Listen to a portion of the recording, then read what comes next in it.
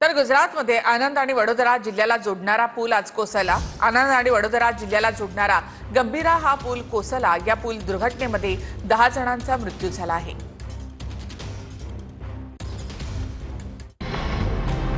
गुजरातमधला वडोदरा आणि आनंद या जिल्ह्यांना जोडणारा पूल कोसळलाय। पूल कोसळल्यानं 2 ट्रक आणि एका बोलेरोसह 4 वाहनं नदीत कोसळली।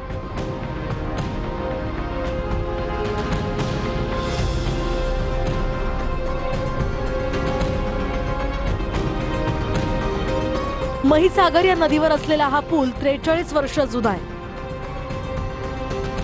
हा पूल मध्य गुजरात आणि सौराष्ट्राला जोडतो। या दुर्घटनेत नदीपात्रात कोसळलेल्या वाहनांमधील काही जणांना वाचवण्यात यश आलंय। स्थानिक नागरिक आणि अग्निशमन दलानं हे बचाव कार्य केलं। दरम्यान यावेळी एका महिलेला वाचवतानाचा थरारक व्हिडिओही समोर आलाय।